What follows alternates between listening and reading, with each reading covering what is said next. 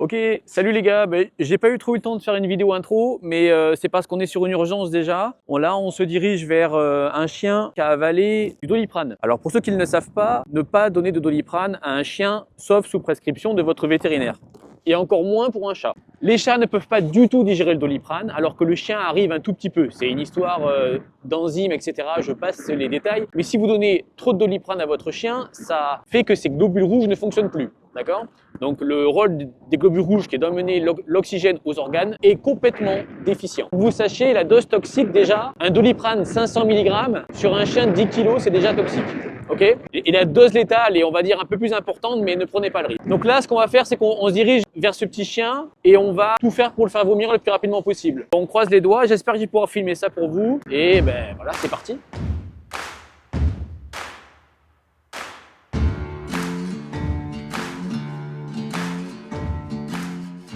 Je me dépêche parce qu'il faut faire vomir dans l'heure avant que le Doliprane soit digéré.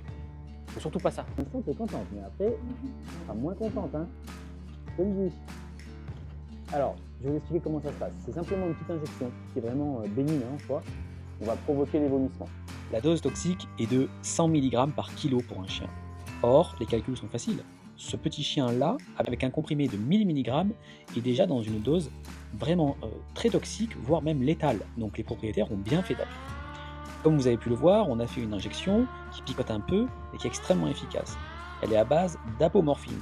L'apomorphine, ça va agir directement sur les centres nerveux du vomissement.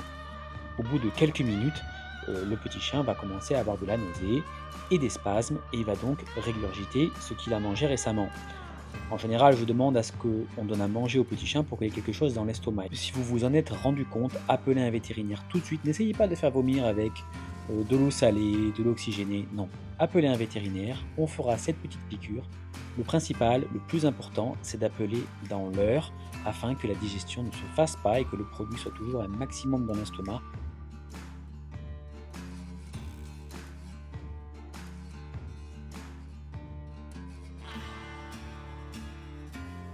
Je fais ensuite une deuxième injection qui est un anti-vomitif afin qu'il soit plus confortable et que les nausées s'arrêtent.